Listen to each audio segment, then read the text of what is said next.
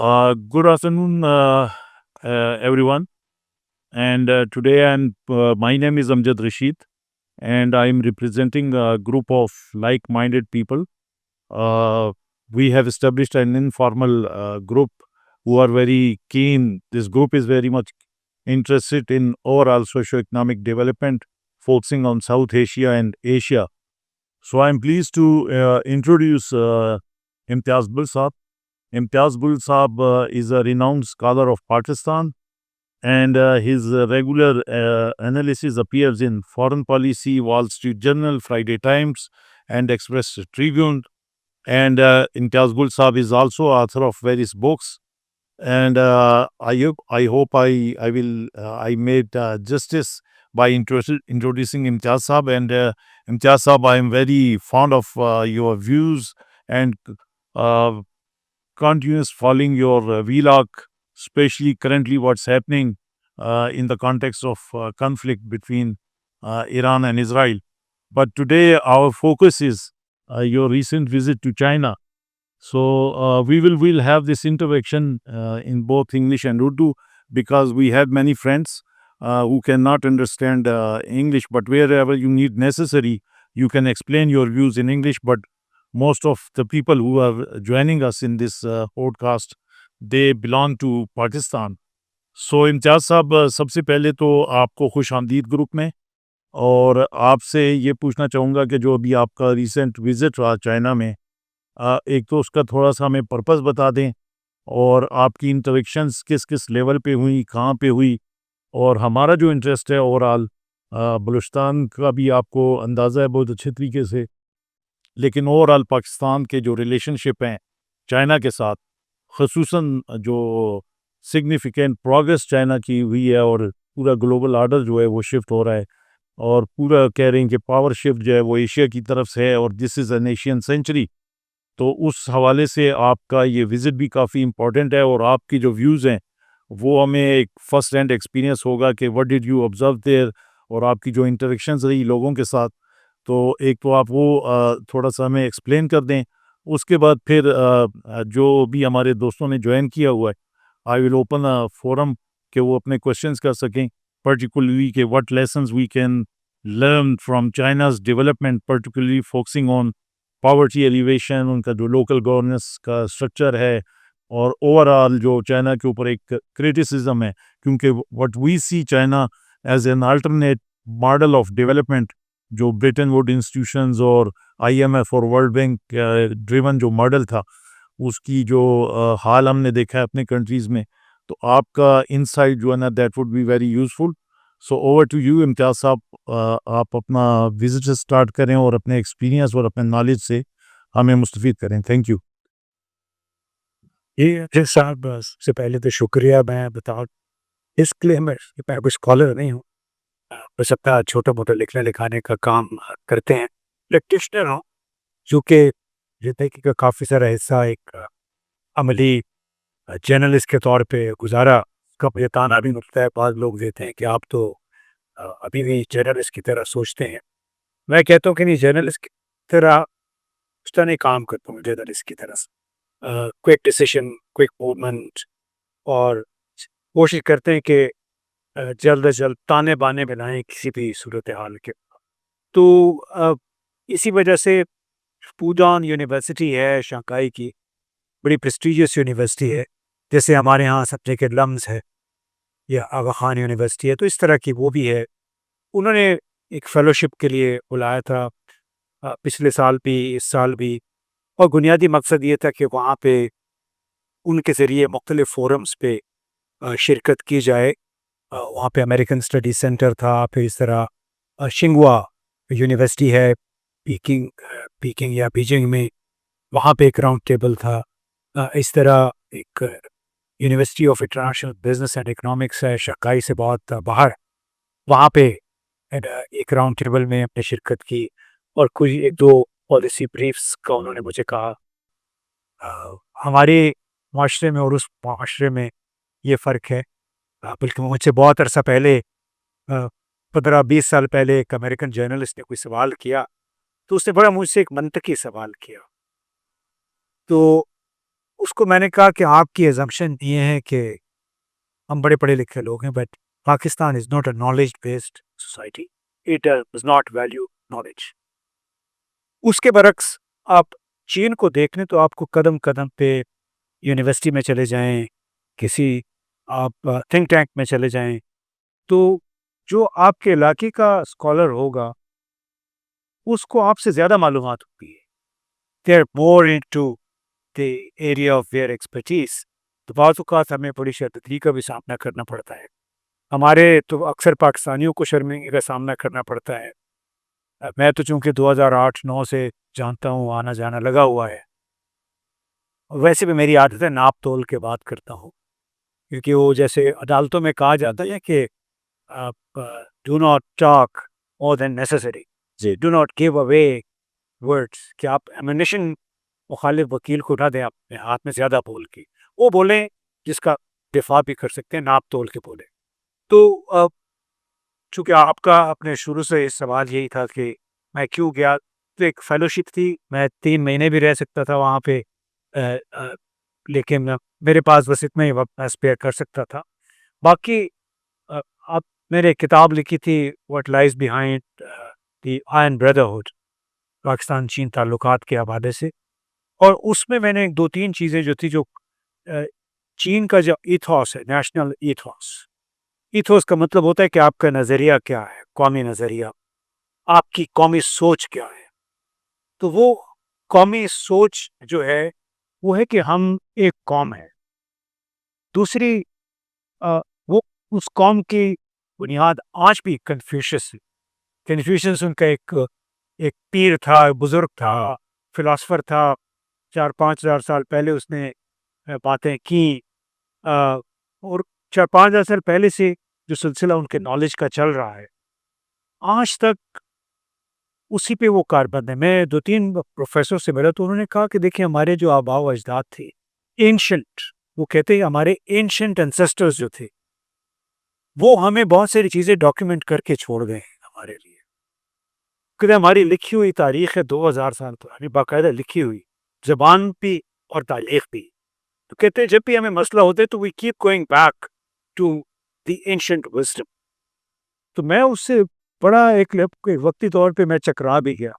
چین میں ہم جاتے ہیں تو جو بات نمایاں طور پہ ابھر کے سامنے آتی ہے وہ یہ کہ ان کا ایک فخر ہے کہ ہمارے پاس کئی ہزار سال پرانی باقاعدہ لکھی ہوئی تاریخ ہے، عقل کی باتیں، دانش کی باتیں، اور چاہے وہ پروفیسر ہے، چاہے کوئی عام ورکر ہے، کوئی تھنک ٹینکر ہے، جرنلسٹ ہے، وہ کہتے ہیں ہم بار بار اپنی تاریخ کی طرف جاتے ہیں جب ہمیں کوئی مسئلہ درپیش آتا ہے، اور اسی وجہ سے آج وہ ٹیکنالوجیکلی، اکنامکلی امریکہ کے برابر جا کے کھڑے ہو گئے ہیں۔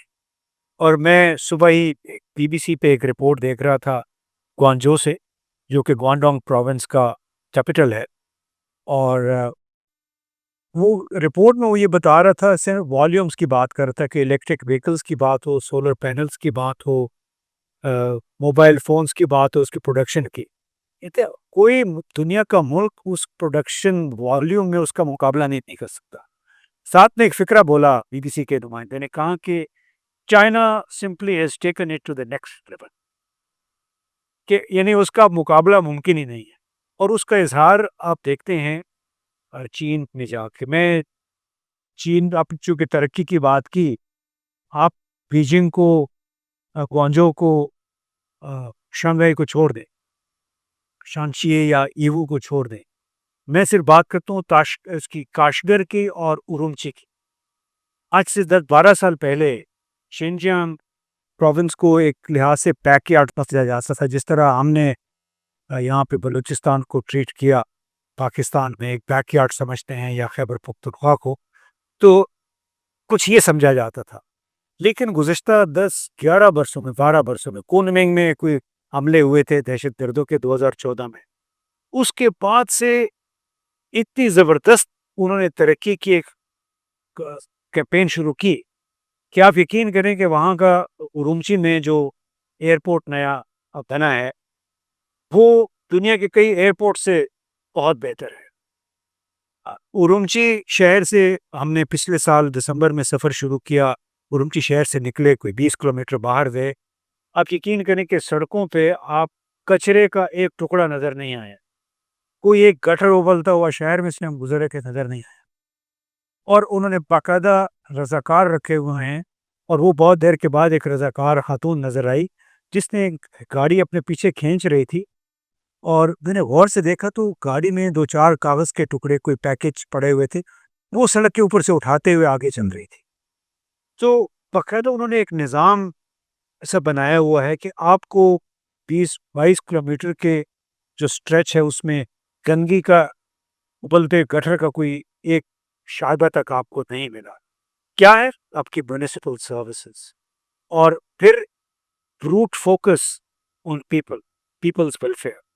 اچھا، اس میں بھی بڑی حکمت ہے کہ کنفیوشس ان کا جو فلاسفر تھا، اس نے یہ کہا تھا کہ کوئی بھی ریاست جو ہے، ریاست میں عوام جو ہے وہ ایک سمندر کی حیثیت رکھتے ہیں، وہاں کی حکومت ایک کشتی کی طرح ہے، اور اگر سمندر متلاطم ہو جائے، اس میں طوفان آ جائے تو کشتی الٹ بھی سکتی ہے۔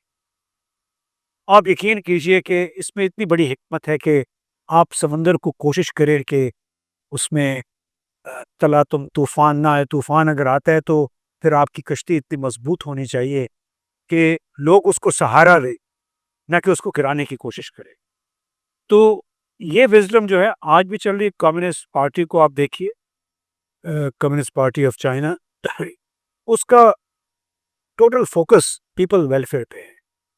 آپ چائنا کا جو آپ alternative model of governance political economy کا جو کہہ رہے تھے، آپ دیکھیے کہ یہ کیسا ماڈل ہے کہ جو پولیٹ بیورو کے 7 ممبرس ہیں، انہیں 1.4 ارب کی آبادی میں سے 7 لوگ چینی کمیونسٹ پارٹی کے پولیٹ بیورو میں پہنچتے ہیں، پلس سیکرٹری جنرل یا جو پریزیڈنٹ ہوتا ہے ملک کا۔ ان 8 لوگوں میں سے کسی ایک پہ آپ انگلی نہیں اٹھا سکتے کہ اس کی بیرونی ملک جائیداد ہے، یا اس نے ملک کے اندر کسی پلاٹ پہ قبضہ کیا، یا آپ نے انہوں نے پلازے یہاں پہ بنائے۔ ایک شائبہ تک جس پہ آتا ہے اس کو اٹھا کے سسٹم سے باہر پھینک دیتے ہیں۔ کیا یہ جمہوریت نہیں ہے؟ آپ اپنے ملک میں دیکھ لیں، ایسی جمہوریت ہے کہ جمہوریت کے نام پہ لوگ پل رہے ہیں، پیسے کھا رہے ہیں۔ آپ کا بلوچستان صوبہ تو اس کی بڑی درخشاں مثال ہے کہ عوام کے لیے مختص رکون جو ہیں کس طرح ہمارے حکمران اشرافیہ، اس میں سب سول ملٹری اشرافیہ سب شامل ہیں، وہ کھاتے ہیں۔ چین کے کسی ایک پولیٹ بیورو ممبر کے خلاف آپ یہ شکایت نہیں سنیں گے۔ اگر شکایت آتی ہے تو پولیٹ بیورو تو کیا پارٹی میں سے نکال دیتے ہیں۔ یعنی گزشتہ 10 برسوں کے دوران چونکہ شی جن پنگ کا ایک نعرہ تھا اینٹی کرپشن، اینٹی کرپشن کے اس نعرے کے تحت 126 جنرل انہوں نے پیپلز لبریشن آرمی میں سے فارغ کیے۔ 3 اوپر نیچے 3 ڈیفنس منسٹرز آئے، ان کے اوپر جو ہی شکایت آئی ہے فارغ کر دیا، انہوں نے سسٹم میں سے نکال دیا۔ میں یہ نہیں کہہ رہا کہ وہاں کرپشن نہیں ہے، کرپشن وہاں تھی، تو تدبی شی جن پنگ نے اپنے جو 3 ایجنڈا آئٹمس تھے، جب 2012 میں یہ پریزیڈنٹ بنے، تو نے کہا کہ ایک تو غربت کا خاتمہ ہے، ایک restructuring of bureaucracy and military, اور تیسرا جو تھا اینٹی کرپشن، کہ ہم نے کرپشن کا خاتمہ کرنا ہے۔ تو تینوں اہداف کافی حد تک انہوں نے حاصل کیے۔ فوج میں سے کوئی 3 لاکھ کے قریب لوگ انہوں سے فارغ کیے ہیں۔ تو وہ جو جمہوریت کی اگر بات ہوتی ہے تو یہ جتنے بھی لوگ ہیں پولیٹ بیورو میں پہنچتے ہیں، یہ اپنی کاؤنٹی سے ہوتے ہوئے پھر بیجنگ کے پولیٹ بیورو میں پہنچتے ہیں۔ اور یہ بھی بتا دوں کہ جب شی جن پنگ نے 15 سال کی عمر میں اس کو بھیج دیا گیا، پارٹی نے اس کو شانچی ایک پروونس، اس کے چھوٹے سے ایک چھوٹا سا گاؤں ہے بالکل، آپ سمجھ لیں کہ تربت سے بھی تربت تو شاید بڑا ہے، معلوم نہیں کہ شہر کا میں نام لوں، بہت چھوٹا سا، وہاں اس کو بھیجا گیا 15 سال کی عمر میں۔ 7 سال اس نے وہاں پہ گزارے، 22 سال کی عمر میں یہ وہاں سے واپس آیا۔ مشن اس کا کیا تھا کہ وہاں پہ آپ تعلیم بھی حاصل کریں اور لوکل کمیونٹی کی آپ مدد بھی کریں کہ آپ ترقی کی راہ پہ کیسے آپ اس گاؤں کو ڈال سکتے ہیں۔ تو یہ بڑا ایک انکلوسیو قسم کا ماڈل ہے۔ اس کی اپنی ظاہر ہے کچھ ڈرا بیکس ہیں، یعنی جو شخصی آزادیاں ہیں، سیاسی آزادیاں ہیں، وہ بڑی محدود ہیں۔ جس طرح پاکستان میں بھی کافی حد تک محدود ہو گئی ہیں اور نام کی ایک پارلیمنٹ رہ گئی ہے، وہاں کی پیپلز کانگریس جو ہے وہ آپ کو دیکھیں نا، آپ کے جو 27-32 ان کے صوبے ہیں اور اٹانومس ریجنز ہیں، وہاں سے لوگ نیچے سے اوپر آتے ہیں، پھر وہ 3-4 ہزار لوگوں کی کانگریس بنتی ہے۔ اب کئی لوگ اس بات کو سنیں گے، اس میں یہ بھی ہوتا ہے کہ ہم تو چین کے گن گا رہے ہیں، لیکن گن اس لیے گاتے ہیں کہ میں 2008 سے چین آ جا رہا ہوں، تو ان کتنے 16-17 سالوں میں جس غیر معمولی انداز میں شہروں کا حلیہ بدلا ہے، شہروں کے اندر سڑکوں کا انفراسٹرکچر ڈیولپ ہوا ہے، آپ اس کا اندازہ ہی نہیں لگا سکتے۔ میں بیجنگ میں ایک سیمینار کے لیے گیا گزشتہ اپنی فیلوشپ کے دوران، وہاں پہ میرے موبائل پہ ایک میسج آیا، میں نے چونکہ لوکل سم لی ہوئی تھی، اس میں وہ لوگوں کو انفارم کر رہی ہے وہاں کی منسٹری آف ہیلتھ کہ ہم نے بیجنگ، حالانکہ بہت بڑا ہے، پتہ نہیں کتنے 7-8-10 ملین اس کی آبادی ہے، ان کو بتایا جا رہا ہے کہ یہاں کے 300 اسپتال ہیں بیجنگ میں، ہم نے سب کو ایک ڈیش بورڈ پہ ہم لے آئے ہیں، تو آپ نے جہاں مرضی اپنا معائنہ کروانا ہے کروائیے، جہاں مرضی سے آپ اپنی سیکنڈ تھرڈ اوپینین کے لیے آپ آن لائن اپنی اوپینین لینا چاہتے ہیں، اپنے اسکینس سارے آپ کروائیے۔ یعنی پبلک سروس پہ اتنا زیادہ فوکس ہے کہ آپ اس کا تصور نہیں کر سکتے۔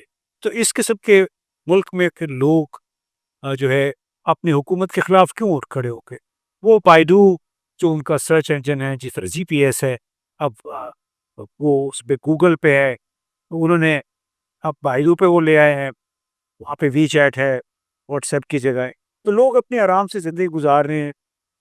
ابھی اس پہ پریشرز تو آ رہے ہیں کہ آبادی جو ہے وہ نسبتاً کم ہو رہی ہے، کیونکہ جو ون چائلڈ پالیسی تھی اس کی وجہ سے، پھر اس میں کچھ بے روزگاری کے بھی مسائل آ رہے ہیں، لیکن گروتھ کے معاملات میں ابھی بھی میرے خیال ہے چین سر فہرست ہے، کیونکہ والیومز میں چین کا مقابلہ نہیں کیا جا سکتا۔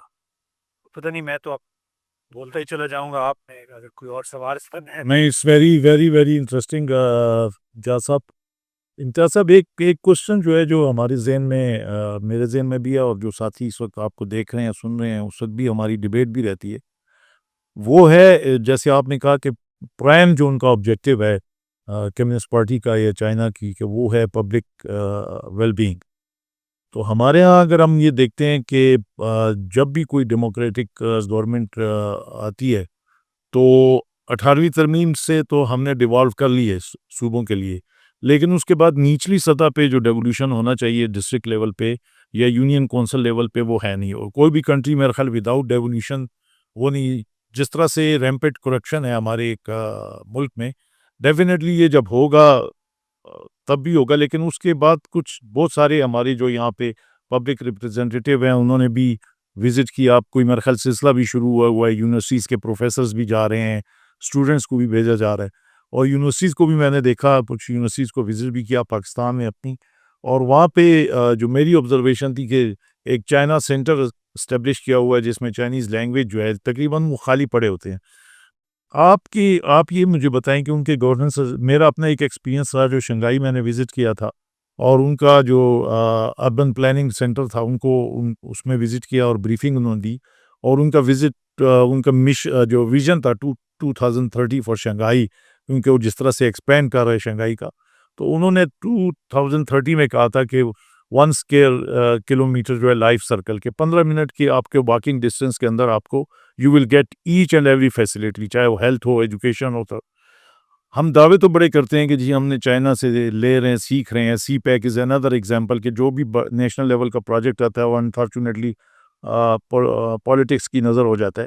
کچھ پولیٹیشنز کے ساتھ ہماری نیشنل لیول کی بھی انٹریکشنز ہوئی، تو آپ یقین کریں گے میرے لیے تو کم از کم یہ حیرت کی بات تھی کہ شاید وہ لیول آف انڈرسٹینڈنگ اتنا ہے، یا وہ ویسٹرن جو ڈیموکریسی ہے، ویسٹ منسٹر کے ماڈل کو شاید ان کا انٹرسٹ وہاں سے میٹ ہوتا ہے۔ تو جب آپ ان کے ساتھ بات کریں کہ جی چائنا کا ماڈل ہے، تو اکثر آبجیکشن یہی آتا ہے کہ جی چائنا کا ماڈل ہم ریپلیکیٹ نہیں کر سکتے، ہمارے کلچرل ڈفرینسز کافی ہیں، وہاں ڈکٹیٹرشپ ہے، لوکل باڈیز کو ہم لے کر نہیں جا سکتے۔ لیکن آپ یہ دیکھیں کہ پورے آسیان ریجن میں ایک گروتھ ہو رہی ہے، اور انفارچونیٹلی پاکستان بالکل ہمسایہ ہوتے ہوئے اور ایک اسٹریٹجک لوکیشن ہوتی ہے، ہم اس سے بینیفٹ نہیں کر پا رہے. تو آپ ان کے کوئی لوکل گورننس کے اسٹرکچر کے حوالے سے کوئی کمپیریزن کریں، یا آپ کی کیا ریکمنڈیشن ہوگی کہ یہ جو ایکسچینج وزٹ ہو رہا ہے پیپل ٹو پیپل یا یونیورسٹیز کے لیے، how to bring improvement in that? یا تو ہم انٹرسٹڈ نہیں ہیں، صرف چکر وکر لگا کر آ جاتے ہیں. ابھی ریسنٹلی میرے پاس کچھ لوگ آئے تھے پبلک ریپرزینٹیٹو پروونشل اسمبلی کے، اور ان سے جب میں نے سوال کیا تو کہتے ہیں جی چائنا میں کیا ہے، صرف بلڈنگ ہی بلڈنگ ہے انہوں نے کھڑی کر دی ہیں اور کچھ نظر نہیں آئی. حالانکہ یہ گائیڈڈ وزٹ ہوتے ہیں، ان کو دکھایا جاتا ہے. تو آپ کیا سمجھتے ہیں کہ واقعی is it a lack of understanding, یا یہ ڈیلیبریٹلی جو ہے کوئی سیکھنا نہیں چاہتے، یا آپ کی کیا ریکمنڈیشن ہوگی کہ ان چیزوں سے کس طریقے سے فائدہ دیا جائے؟ دیکھیں جی، نظام ترقی کرتے ہیں افراد کی وجہ سے، لوگوں کی وجہ سے. جن لوگوں نے آپ کو یہ جواب دیا نا کہ وہاں پہ عمارتیں کھڑی کر دیتے ہیں، یہاں پہ لوگ سڑکوں پہ سڑکیں بنائے چلے جاتے ہیں کیونکہ سڑکوں میں کمیشن بہت ملتا ہے. جی. تو جو سب سے پہلی ضرورت ہے، نظام برا نہیں ہوتا، نظام کو چلانے والے پہ دار و مدار ہوتا ہے. انٹیگریٹی آپ کہاں سے لے کے آئیں گے؟ مجھے یہ بتائیں. ایمانداری جو ہے لوگوں کی، کیا ہے یہاں پہ ایمانداری؟ یہاں پہ لوگوں کی ملک کے ساتھ، عوام کے ساتھ کمٹمنٹ ہے؟ یعنی آپ کے صوبے سے تعلق رکھنے والے، میں دیکھتا ہوں خواتین آتی ہیں 4-5 لاکھ کے انہوں نے جوڑے پہنے ہوتے ہیں، جو ایم پیز ہوتی ہیں، کبھی منسٹر ہوتی تھیں. اس طرح آپ دوسرے دیکھ لیں، وہ 1-1 کروڑ کی تو انہوں نے گھڑی لگائی ہوتی ہے. تو انسان سوچتا ہے کہ یہ کدھر سے آتا ہے یہ بات. تو سوال نظام کا نہیں ہے، سوال ہے کہ کیا آپ کے پاس کمیٹڈ، ایماندار، انٹیگریٹی والے لوگ موجود ہیں یا نہیں. چین کے پاس یہاں پہ ایک قحط الرجال ہے. یعنی اور میں آپ کو بتاؤں فرق کیا ہے. وہاں پہ اگر آپ سے کوئی بات کرتا ہے تو اس پہ وہ عمل کرے گا. یہاں پہ ہم جو بات کرتے ہیں کہتے ہیں ٹھیک ہے جناب، ٹنگ ٹپاؤ، اپنا ٹائم گزاریں. وہ چاہتے میں کہتے ہیں فدو بنا دیا.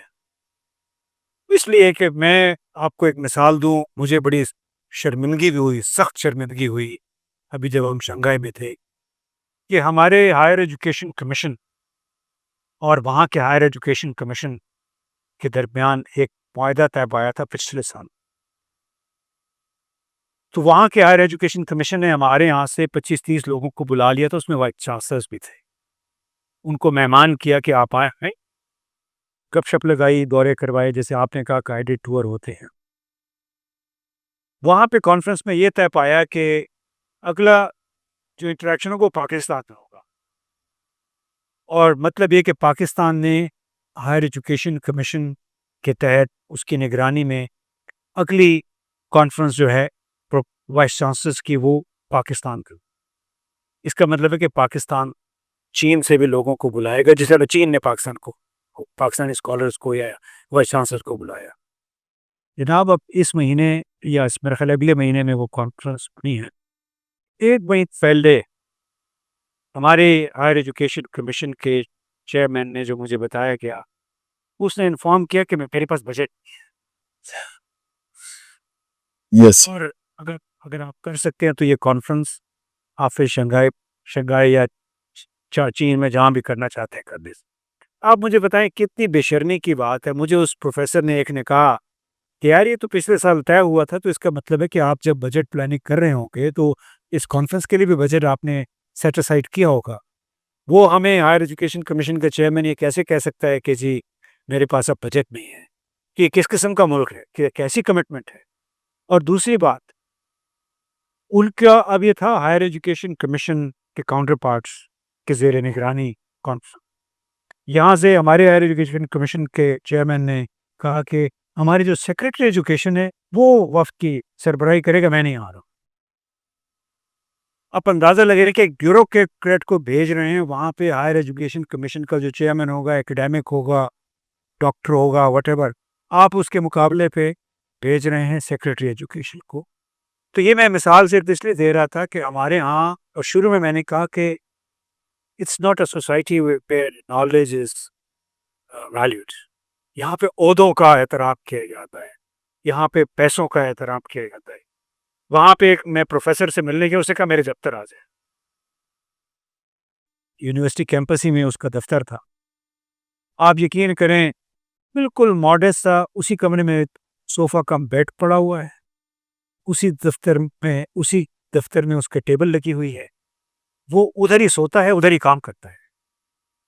کیونکہ اس کا تعلق کسی اور شہر سے ہے تو اس نے اپنے لیے کوئی گیسٹ ہاؤس یا کوئی ہوٹل کا کمرہ نہیں لیا ہوا ہے, کوئی علیحدہ سے گھر نہیں ہوا, اسی کا. سو اس نے دیکھا اس کے جوتے پڑے, اس کے فریج چھوٹا سا اس نے رکھا ہوا کپ.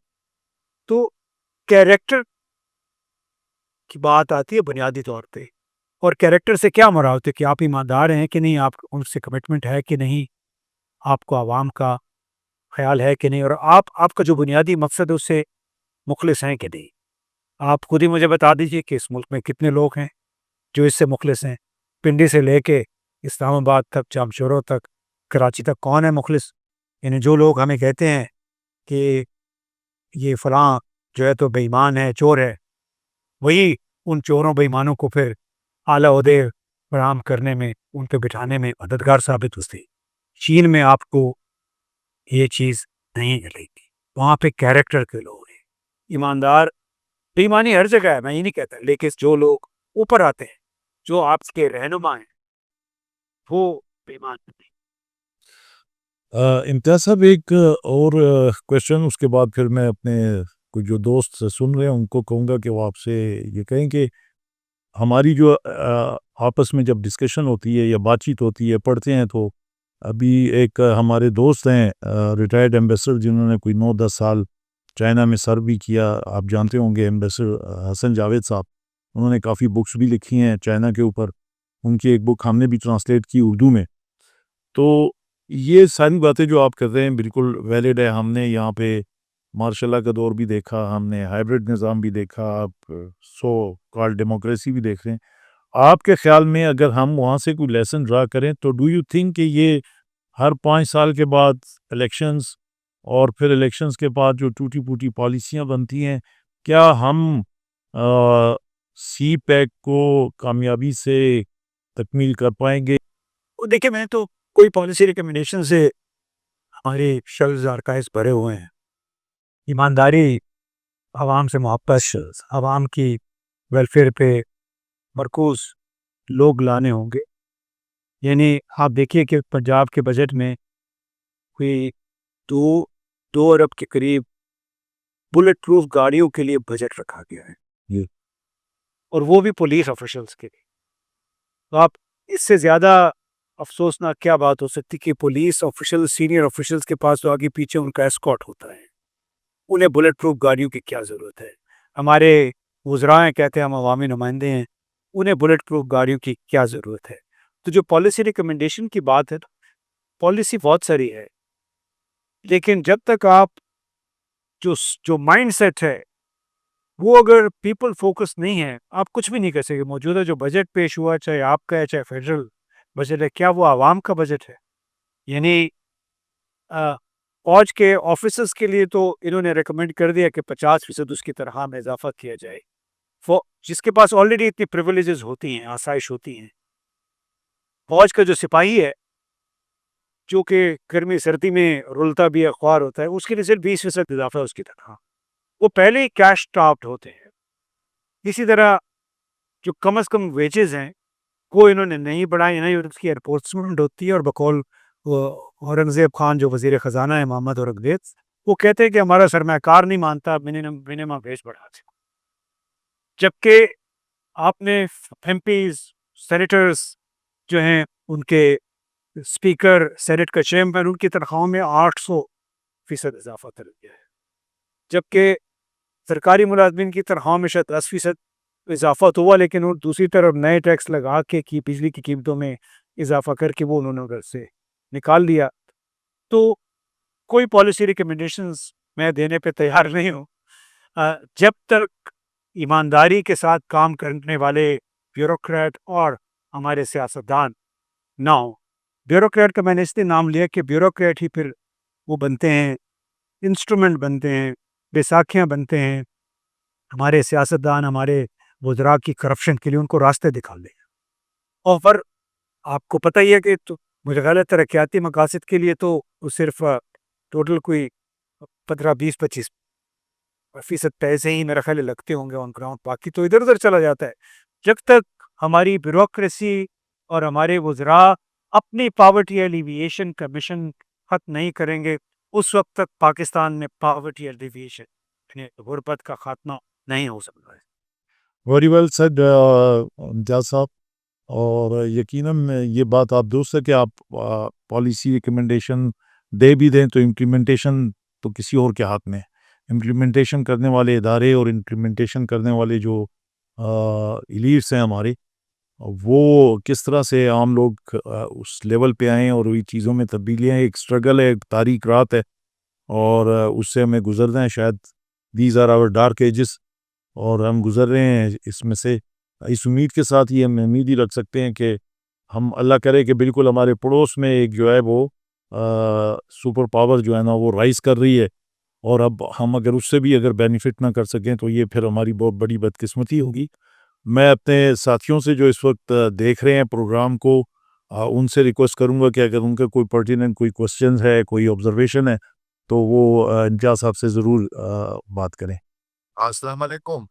وعلیکم السلام. کیا ازگل صاحب میری طرف سے آپ کو امجد صاحب دونوں کو سلام، اور بہت شکریہ آپ دونوں کا کہ آپ موقع دیا کہ آپ کی خیالات سے ہمیں کچھ آگاہی ملے اور فائدہ ملے.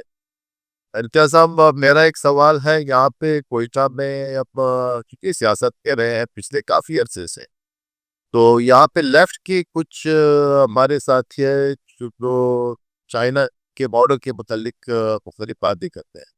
ایک بات تو یہ ہے کہ لیفٹ کے یہاں کے پرانے دوست چائنا کو بھی امریکہ کی طرح امپیریلسٹ اور کالونیلسٹ پاور سمجھتی ہے، کہ یہ بھی اسی طرح کا کہ کالونیلسٹ ڈیزائن رکھتا ہے یا امپیریلسٹ عزائم رکھتا ہے جس طرح کہ امریکہ ہے، اس سے پہلے برطانیہ تھا. ٹھیک، تو یہ ان کی ایک گمراہی سمجھے یا ایک سوال سمجھے.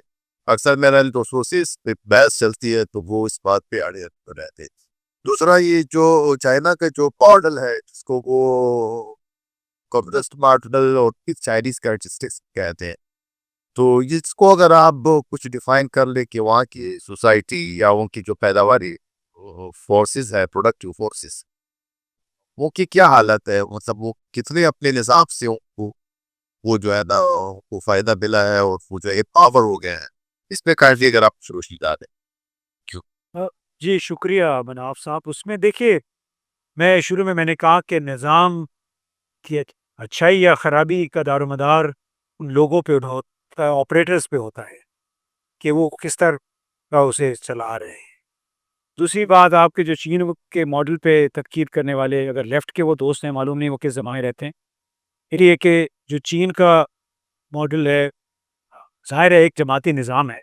ایک جماعتی نظام جہاں بھی ہوتا ہے جیسے ایران میں ہے کہ وہ قوم جو ہے تو خوب حاصل ہو قرآن کا، اس میں خرابیاں تو آتی ہیں، آپ کی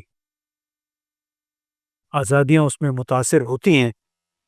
لیکن جو چائنیز کیریکٹرسٹکس والی بات ہے وہ بھی میں نے پہلے ذکر کیا کہ آپ کاؤنٹی سے لے کے ڈسٹرکٹ اور ڈسٹرکٹ سے لے کے صوبے تک جب ایک تطہیری عمل ہوتا ہے آپ کی قیادت کے لیے، یعنی 1.5 ارب کی آبادی میں سے چنے ہوئے جو 3-4 ہزار لوگ جب آتے ہیں بیجنگ اپنی نیشنل پیپلز کانگریس کے لیے، وہ عام لوگ نہیں ہوتے ہیں، وہ بڑے چنیدہ ہوتے ہیں، گراس روٹ لیول پہ کام کر کے انہیں پھر چنا گیا ہوتا ہے. یہ نہیں ہوتا کہ کمیونسٹ پارٹی نے کہہ دیا کہ فلاں بندے کو بھیج دو، فلاں بندے کو بھیج دو.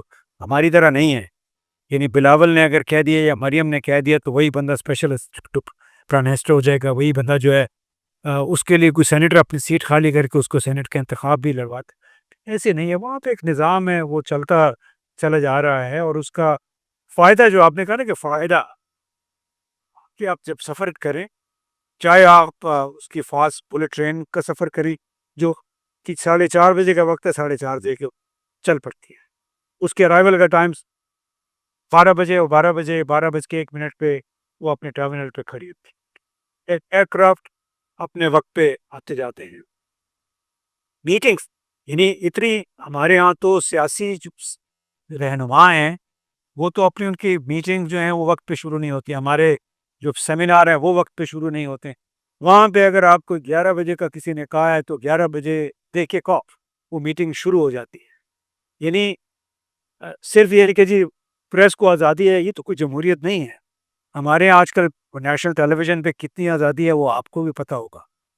اصل ایشو تو یہ کہ کیا کوئی بنیادی پیریمیٹرز آپ نے ڈیفائن کیے ہوئے ہیں معاشرے کے لیے، جس میں وقت کی پابندی ہے، جس میں آپ کے اپنے بنیادی ٹاسک جو ہے، بنیادی آپ کا جو وظیفہ جس کو پشتوں میں کہتے ہیں، اس پہ آپ عمل کر رہے ہیں کہ نہیں کر رہے، آپ کو ایمانداری سے کر رہے ہیں کہ نہیں، آپ کا اپنا کیریکٹر کیا ہے. میں تو 65ویں سال میں عمر کے اس نتیجے پہ پہنچا ہوں کہ there is something wrong with D N A of the people here. ایمانداری نہیں ہے یہاں پہ، منافقت بہت زیادہ ہے. یعنی آپ کے سامنے بیٹھے ہوئے لوگ پہ آپ اعتبار ہی نہیں کر سکتے کہ وہ آپ سے جو بات کر رہا ہے کیا وہ صحیح کر رہا ہے کہ نہیں. تو جو ماڈل جو ہیں وہ ساری بات ارریلیونٹ ہے. کہ شروع میں پتہ نہیں آپ نے جوائن کیا تھا نہیں کیا تھا، بات اپنے کی کہ چینی جو ہیں ان کی ڈاکیومنٹڈ ہسٹری ہے. آج بھی وہ کنفیوشس کی کہی ہوئی باتیں انہوں نے ازبر کی ہوئی. ماؤ زیتونگ نے جو ان کو 1949-48 میں کہا تھا، آج بھی وہ میٹنگ میں ریپیٹ کرتے ہیں. انہوں نے کہا کہ جی ماؤ نے یہ کہا تھا کہ India will always be a paper tiger, it will not be a competition to China. اس طرح اس نے امریکہ کے بارے میں کہا تھا کہ it will never be our friend, both India and America will never be our friend. تو وہ ایک ان کے اندر انہوں نے ڈال دیا، وہ نیریٹو چل رہا ہے. اور نیریٹو اس وقت لوگ اوپر کا نیریٹو اس وقت خریدتے ہیں لوگ یا پائے کرتے ہیں، انہیں قبول کرتے ہیں جب ان کی اپنی زندگی میں سہولت ہے، جب سمجھتے ہیں کہ اوپر والا بندہ ایماندار ہے، ان کے پیسے وہ نہیں کھا رہا ہے. میں جب پہنچا تو اس سے چند دن پہلے ہی یہ ہمارے انڈیا پاکستان کا کانفلکٹ ہوا تھا، تو میں نے ایک تجربے کے طور پہ کوئی 10 ٹیکسی ڈرائیوروں کے ساتھ انٹرویو کیے تھے وہ ادھر سے. تو میں اب جو انٹرپریٹر تھا اس کے کہتا کہ سے پوچھو کہ میں کہاں سے ہوں، تو کسی نے گیس کیا کسی نے نہیں کیا، لیکن جو اس کو پتہ چلا کہ یہ پاکستان سے ہے تو اس نے ایسے کیا کہ پاتی ہے. پاتی کا مطلب ہے آئی ایم بردر، اور یہ لفظ انہوں نے صرف پاکستان کے لیے مختص کیا ہوا ہے.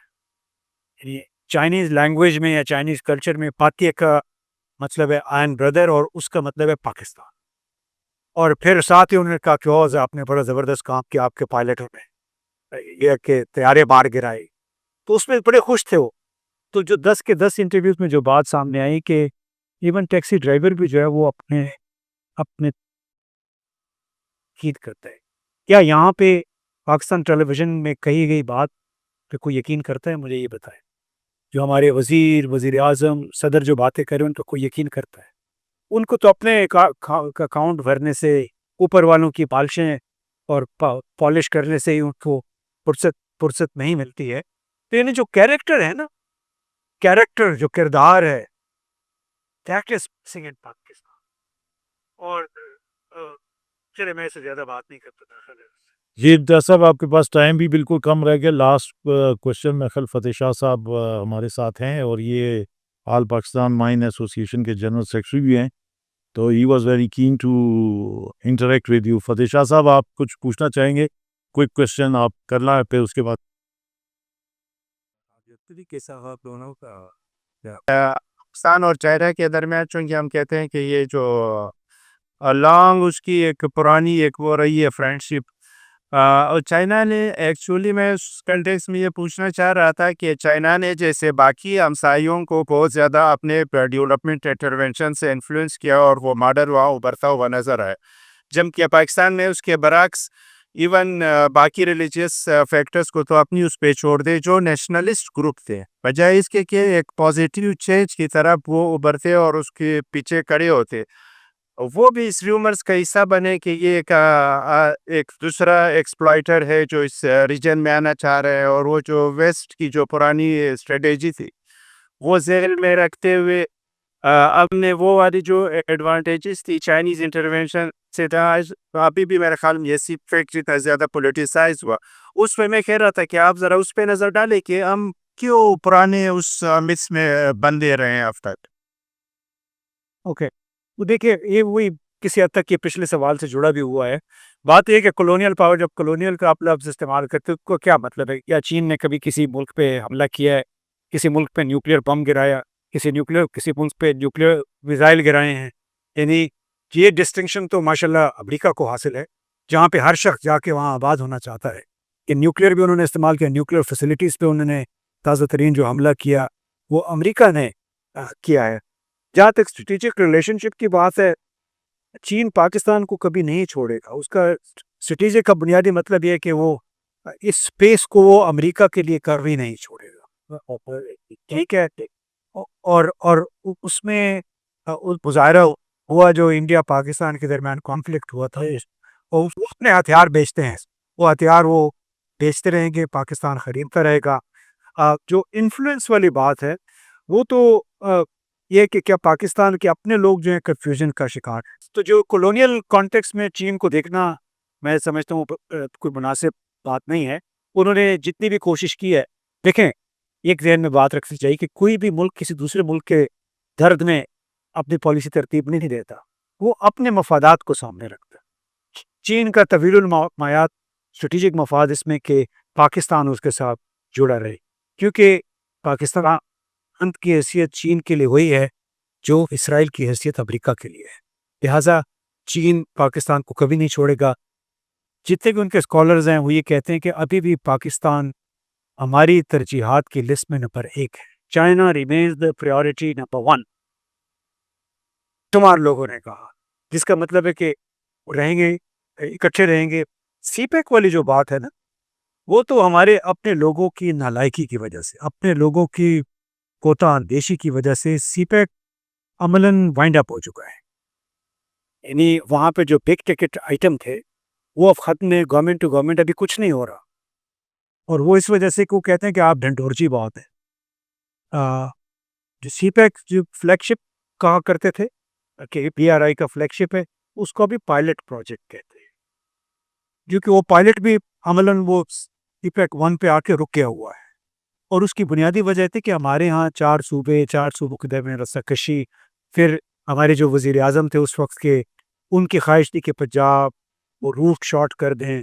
تو وہ جو ترجیحات تھی نا، اصل مسائل پہ کام کرنے کی بجائے انہوں نے شروع کر دی کہ اس میں ہم کیسے کما سکتے ہیں. یعنی گوادر میں آج بھی بجلی نہیں ہے، گوادر میں آج بھی پانی نہیں ہے.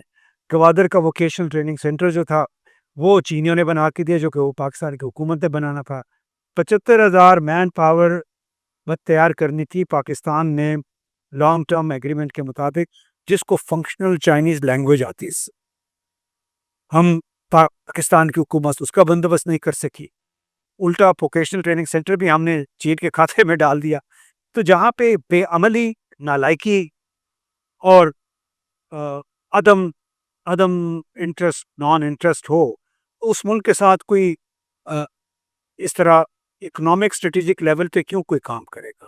ابھی تو جو کچھ بھی ہو رہا ہے سارا بزنس ٹو بزنس ہو رہا ہے. گورنمنٹ ٹو گورنمنٹ وہ عملاً ختم ہو چکا ہے، اور اس کی بنیادی وجہ ہے کہ وہ پاکستان کے جو لوگ تھے، بیوروکریسی تھی، ہمارے سیاستدان ہیں، وہ تمام کوتا اندیش ثابت ہوئے. وہ ہم سے کہا کرتے تھے کہ آپ کے صدر کا کیا کام ہے، جب زرداری پہلی دفعہ صدر بنے تھے، کہ انہوں نے 5 سال میں 13 دورے کیے. یعنی آپ اندازہ لگائی کہ کسی صدر کو یہ زیب دیتا ہے کہ ہر 6 مہینے کے بعد آپ منہ اٹھا کے وہاں پہ چلے جائیں، 4 مہینے کے بعد دورے پہ چین کے پہنچے. کیا کرنے جاتے؟ مساج کروانے جاتے یا بزنس کرنے جاتے؟ یہی کام شہباز شریف، نواز شریف کرتے تھے. ہمارے دوسرے لوگ بھی جاتے ہیں، مساج کروا کے آ جاتے ہیں، بڑی بڑی باتیں کر کے آ جاتے ہیں یہاں پہ آ کے.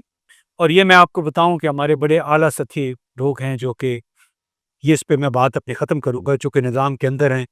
وہ کہتے ہیں کہ پاکستان کی اس وقت جو بیوروکریسی ہے انتہائی محدودہ ہے، اس نے پاکستان کو آگے بڑھنے نہیں دینا. سی پیک اس وقت جس مقام پہ کھڑا ہے وہ اس زنگآلود مشینری کی وجہ سے اور خود غرض سیاستدانوں کی وجہ سے ہے. اور اسٹریٹجک ڈیفنس کے لیول پہ یہ تعاون جاری رہے گا. باقی بزنس میں ان کو کچھ نظر آئے گا تو وہ کریں گے. اس کے علاوہ وہاں پہ انٹرسٹ ختم ہو چکا ہے، کیونکہ انہوں نے ان کو اپنے پاور انفراسٹرکچر میں لگائے ہوئے پیسے اگر واپس نہیں مل رہے ہیں تو وہ یہاں پہ مزید پیسے کیوں لگائیں گے؟ کیونکہ اس کی انڈر رائٹنگ جو تھی وہ کمیونسٹ پارٹی نے کی تھی، شی جن پنگ نے کی تھی. اپنے بینک کو کہا تھا کہ اب پیسے دے. وہ پیسے اگر واپس نہیں آ رہے ہیں تو وہ ادارے پھر وہاں کا جو بزنس سیکٹر ہے وہ کیوں پاکستان آئے گا؟ تو ہمیں تھوڑا اپنے اوپر چین کی طرف دیکھنے کی بجائے ہمیں اپنے لوگوں پہ، ان کی ایمانداری پہ، ان کی کمٹمنٹ اور ان کی ویژن کا جائزہ لینا ہوگا کہ کیا ہم اس قابل ہیں، اس اعتماد کے قابل ہیں جس اعتماد کا اظہار چین میں ہم نے کیا تھا۔ یہاں پہ میں اپنی بات کر کو سوری میں دیر ہو رہی جی تھینک یو ویری مچ امتیاز صاحب، آپ کے ٹائم کا، آپ کی انپٹ کا، اور یقین کہ ہم جب تک اپنی یہ ڈپینڈنسی سنڈروم سے نہیں نکلیں گے، اپنی کریکٹر بلڈنگ نہیں کریں گے اور اپنے پاؤں پہ خود نہیں کھڑے ہوں گے اور اپنا ویژن خود نہیں بنائیں گے، تو چاہے ہم کتنا ہی اڑان پاکستان بنا لیں، ہم شاید وہ گول اچیو نہیں کر سکیں گے جو شاید ہمارے جو سنسیئر لوگ ہیں، بہت اچھے لوگ ہیں، ایماندار لوگ ہیں ابھی بھی پاکستان میں، جن کا ویژن ہے، جن کا ڈریم ہے۔